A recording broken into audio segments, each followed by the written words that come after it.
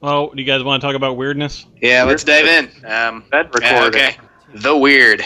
The weird. So, yeah, like, there are certain aspects of the game that, of Other M that, weren't necessarily great and weren't necessarily bad, but, were just, either uncharacteristic or, like, unexpected or, something, like, if I were to make the game, I probably would have done away with. And, one thing that I, found just to be weird was the need for those sequences where you're forced into first-person mode and you have to actually look around and kind of point at things in your surroundings until you can find the one thing that triggers the end of this sequence. I think everybody knows what I'm talking about when I bring up the point where it's right after Maurice dies, after the encounter outside of the training center, and Yes. so, Maurice is dead, and he's laying on the ground, and the other three remaining soldiers are looking at him, and they're just basically saying, he looks like a heap of rags, and then they're just standing there staring at him, and standing there, and staring, Right. and staring, Repeating and staring. animations.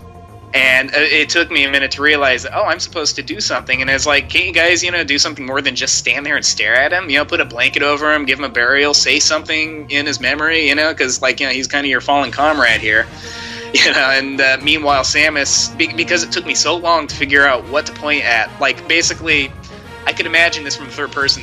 These guys are just standing there staring at a corpse, not doing anything, and Samus is just looking around like she's, a kindergartner with ADD, just looking around in circles again and again and again and again, probably looking like a retard, until finally I realize I'm supposed to key in on the blood on the ground, and it's like, really? That whole thing could have been done away with. I thought that was just weird. Well, Anthony does at least try and wave you away from that, but Yeah. I got stuck at that scene, and I think they could have definitely given more indications to the player in terms of what you are supposed to do. And also, a lot of people are calling these pixel hunts because the what you have to click to focus on in order to get a good idea of what you're supposed to do. The hitboxes for these seem to be very small, and I can be looking at this object that's huge, and it's like, oh, it's a space pirate hanging from the ceiling. I know it's a space pirate hanging from the ceiling, but why do I have to focus on this particular spot of the space pirate? Right. Yeah, and only when you focus on that particular spot does something actually happen. Another instance of that was there's one right before the fight with Ridley, where you're in a really dark room, and on my screen it was mostly black, and I basically I didn't even try. I just started waving around until finally I caught something that moved me on to the next sequence, and a magma eruption port. Yeah, and when I finally locked onto that, it was like, well, why would I pick that out of everything else?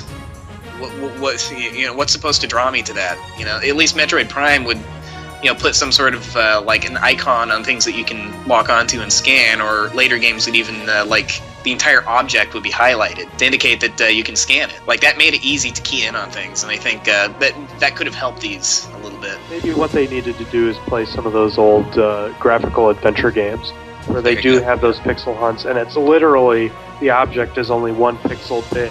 There's a reason why those games aren't around anymore, and that's a very big reason why. Yeah, and it's unrealistic for Samus to stand there for 5 minutes, and only when she looks to her left does a Metroid finally decide to latch onto her, I don't know, I thought those parts were just a little bit weird. Another thing about the game that it worked but not as well as it could have was the map system, and I know it got the point across exactly because I know the game's trying to combine 2D and 3D, and therefore give you a two-dimensional perspective on your map, but the way that certain areas were connected together on that Z-axis, on that third dimension, were a little confusing. It wasn't like the map used in Super Metroid or Fusion or even Zero Mission, where it's an exact square laid out on an exact grid for exactly where you're supposed to go. Also, the maps, when you go to the map screen, you couldn't look at it in full detail, and I understand that really you don't need to, but I always kind of like that about Metroid Prime, being able to go through and look at every little. You look at a wireframe of the room and look at every little, be able to acknowledge every crevice, every nook and cranny. Yeah. Whereas the map screen in Other M is kind of more generalized unless you're actually in the area. Yeah, that So that kind of that reminds me. I was like when I was playing, I had a similar situation, and I was looking in the user interface for something like they have in Zelda, where you kind of they have floor 1 and floor 2, and then you have a little icon of Link's head next to the floor. And Yeah. I was looking for like a little Samus head, so I could Yeah. go to the next floor, which would have been nice. yeah, and again, yeah, that really wasn't bad in the grand scheme of things. When I went back through it to get 100% of my items, I had no problem finding my way back to those places. So the map did its job. Right. And I think that was an intended simplicity, because it's pointless to have that level of control over or that level of detail. Yeah. Anything you guys thought was weird or iffy? Yeah, Or yeah, I think I'll talk about something. The the zero punctuation review of Other M really touched on this very well, and it was the fact that they just kind of forgot about the subplot with the deleter. It's just kind of like, Yeah. oh yeah, huh? Deleter, huh? What? Well, what was going on there? I don't know. All right, let's move on. Yeah, they just kind of I assume forgot that they about it. actually kind of left that hanging, because like Fusion had a couple of mysterious scenes where the mysterious G-Man in the tie, Yeah. goes on and talks. Mystery G? What's that? Mystery G? The G-Man. But Neo yeah, I mean, Contra? like, it was kind of revealing that there's some conspiracy going on in the Federation, and maybe the deleter is related to this conspiracy, and maybe more will be revealed about him in a sequel. Who knows? Maybe they intended to do that, Yeah. or maybe they just forgot about it. Maybe they just hoped we would ignore it. I don't know. Because I guess KG was he was the last person to get killed. He was the guy thrown in the lava, right? And Yeah. then James was the deleter, even though the game never really says James is the deleter, Yeah. Yeah. And then, of course, all the fans are like, well, some of them are like, well, KG is still alive. They never found his body. It's like, well, you kind of don't find a body if it was incinerated in lava. Well, he could have woken up and frozen a Magdalite at the very last second and jumped off his head. There you go. Except there's no Magdalites in that part of the room. Or so you thought. You know something? Maybe I'm crazy, maybe I'm just forgetting something, or maybe I blanked out, but the scene where Adam, says his goodbye and he detaches with Sector Zero, do we ever actually see it explode? Like, I don't know if I'm just forgetting something. No. Did he, never crash see- course with a planet or a sun or something like that? You never see Or that did- cube explode. You It just never see exploded on its own. Yeah, because, Nothing but did we ever see this? Yeah, No. It's just like, she said, they say goodbye and he just kind of floats away, and then Samus is all sad and then moves on, and it's like, well, yeah, reflection or something. I don't know. It just wasn't very dramatic for me. Yeah, it's that theme again, man. It's the theme of anticlimaticism. Yeah, so I thought that was weird. Weirdness. Oh, yeah, I- one more I- thing, if I could chime that in, and then I'll pass the mic over to you guys. The Zero Suit sequence at the very end, I understand that it's not a Metroid game until you have to run the hell out and escape just barely with seconds, by the skin of your teeth. And I understand, the Justin Bailey thing, playing in your Zero Suit, whatever, is cool, and it gives you a lot of challenge because you're stuck relying on your self-defense pistol, and you're a lot more limber, and you don't have your heavy artillery, you don't have the morph ball, etc. I understand that, but their justification for why she was stuck in her Zero Suit when she was escaping. I mean, I know she's carrying Adam's helmet in her arm, but couldn't she have done that while wearing her power suit? No. Oh, well, okay, I'm good then. Obviously. That is the most definitive explanation I have ever heard. I mean, and I know it's fan service, and I appreciate that, and it was cool. I still found it to be a really intense scene. It's just I was kind of wondered about that. Well, But Hey. I appreciated the fact that they threw that in there, but also I was thinking that maybe she was she felt that she didn't need her power suit at that time. I mean, Yeah. I guess it could have helped. Yeah. Oh my God, there's space pirates running around everywhere trying to kill me, but it kept one of her hands free, and it made her quicker, and it was pretty cool sliding underneath the stuff. Yeah, so it was fun. I liked it.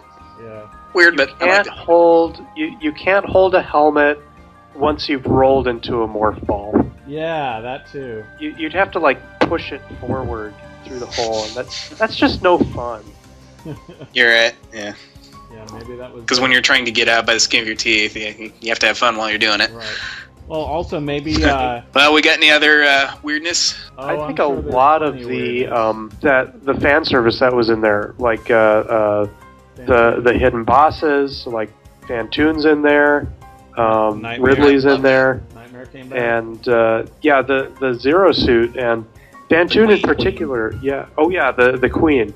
Yeah, all these great. I mean, when the Queen appears, I was like, "Oh no, they did not." Yes, they did I not. was. Oh my God, my jaw dropped when that happened. My jaw dropped. It was amazing. See, and that's what I was talking about, like the throwbacks. Like they're even giving Metroid 2 love, and Metroid 2 is like the black sheep, and really is otherwise relatively forgotten. But they're still kind of keeping its legacy really strong. Yeah, totally. And I, for obvious reasons, can really appreciate that. But that was cool. When are you gonna do that streaming of a live stream play of Metroid 2? Speaking of which, I'll have to find a weekend when I can sit down and spend a few hours doing that. Yeah. Just a matter of finding the spare time. Right. I'm a busy man, you Only see. need about 2 or 3 hours. I mean, you should be able to beat it in less than 2 hours. It hasn't been that long, right?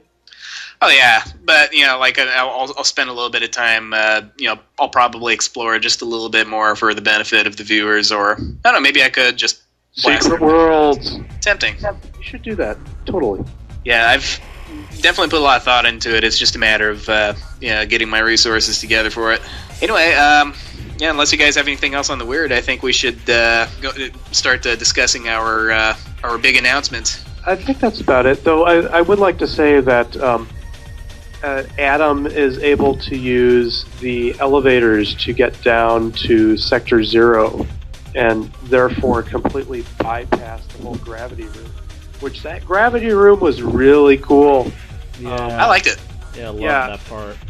I was kind of like ho-hum up until there was kind of this big jump where it was like awesome when you pick up the speed boots, the speed booster, and then it kind of goes down to like ho-hum for a way, and then you jump into the gravity zone and it's like, whoa, this is really cool. Yeah. And I was thinking the other day during one of my replays, I'm like, now how the heck did Adam get through here?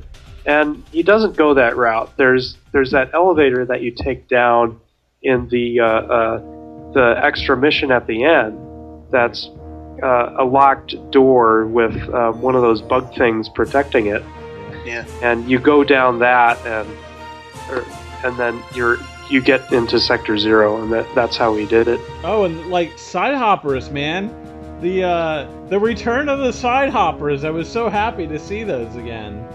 Yeah, there are a lot of things that made a reprisal that. And waivers, and it was great. Yeah, it was cool to kind of see some new attack patterns for them too. Like especially the gamers, like big time. Like they're aggressive now. They were never aggressive before. Right. They're always very just very passive. They hurt you a little bit if you actually trip over them. But no, they're actually like jumping at you, coming at you in droves. Right. And those things are evil. They're like the scum of space.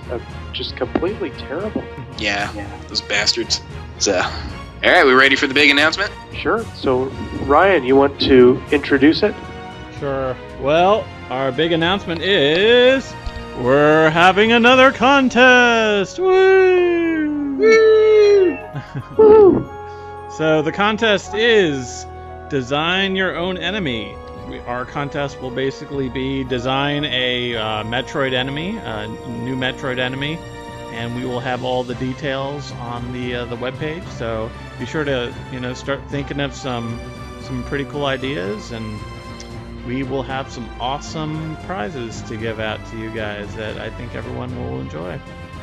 Yeah, and also bear in mind, this is not a contest that is going to require you to actually create a tangible physical sculpture like our Create a Metroid contest. So this should be more accessible to a lot more people who may not be artistically inclined for sculpting. So be sure to check out our site once the details begin to surface. And I'm really excited. I think this will be a lot of fun. Hell yeah. Really excited to see what ideas people can come up with. Sweet. Yay.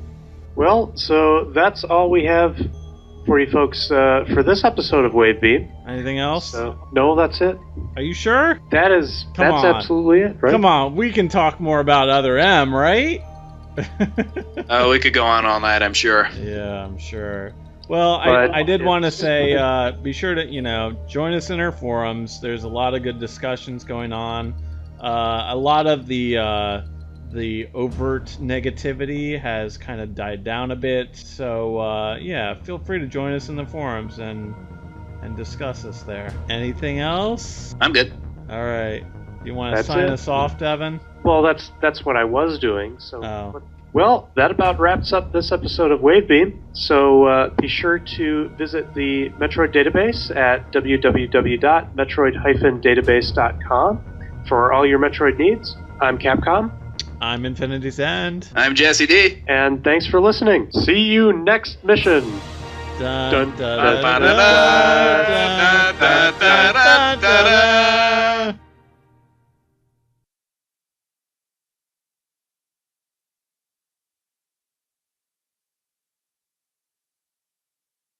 I will tell you guys this. I think we've got a lot of things that we could add on as like a funny little hidden track.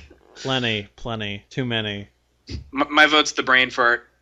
Brain fart? When was that? Yeah. Yeah, and I just had it.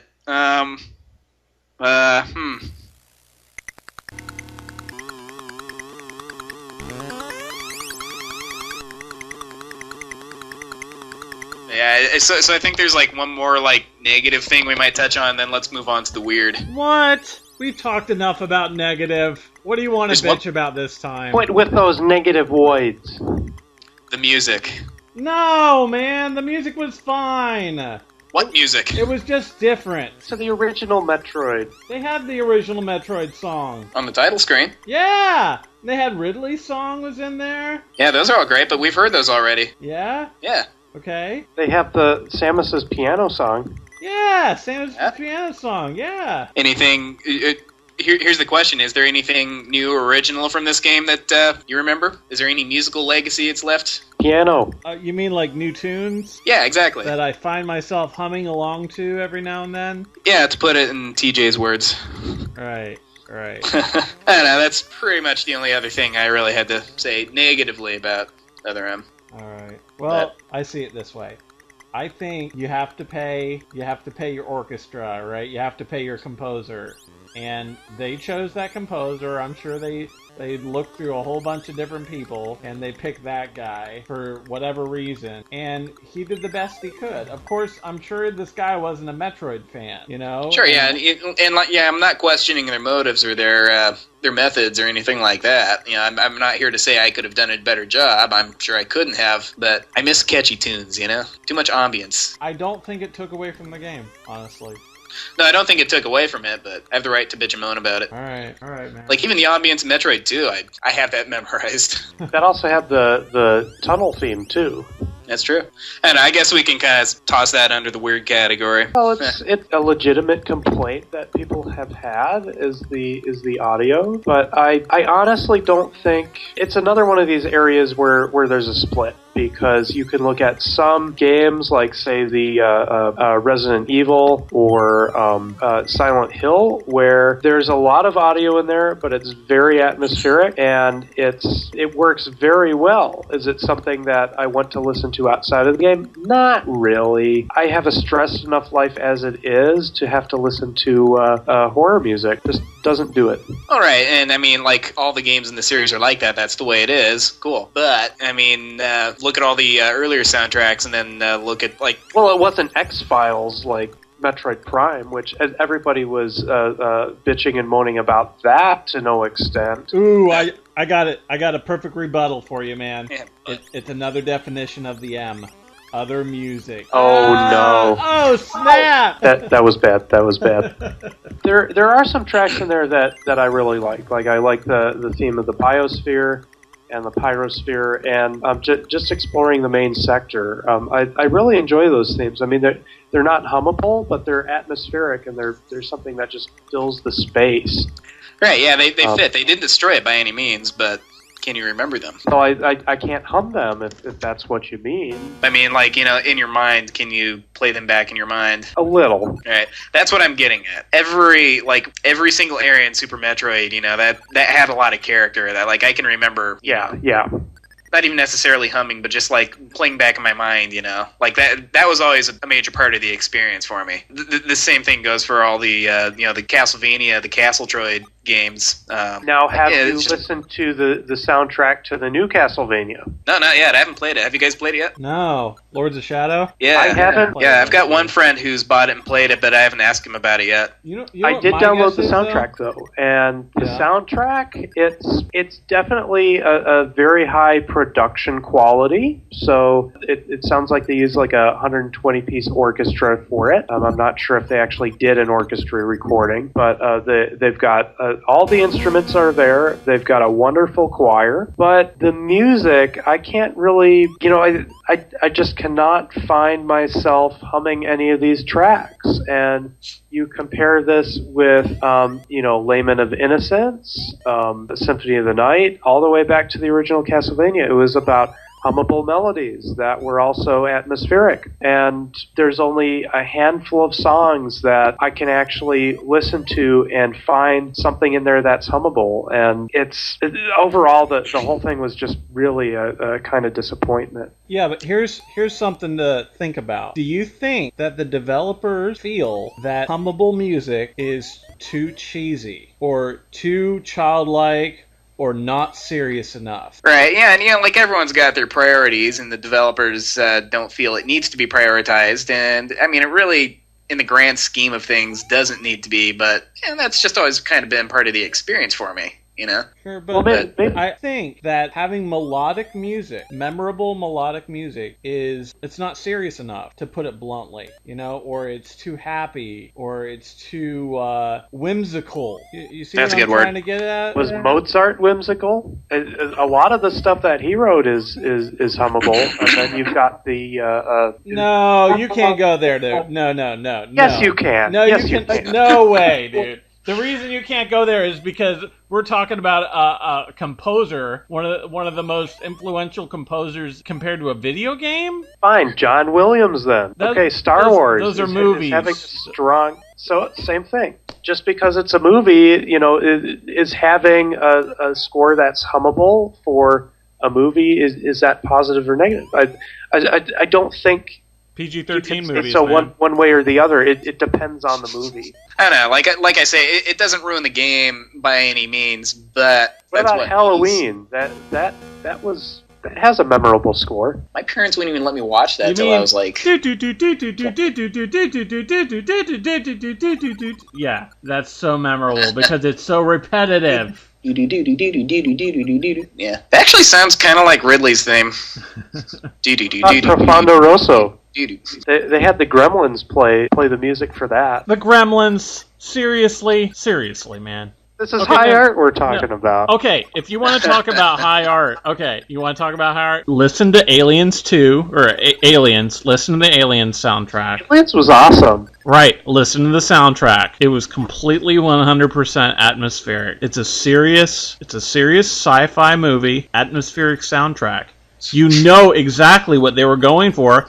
You know what Sakamoto was going for when he made Other M. He was going for complete, serious, super serious atmosphere.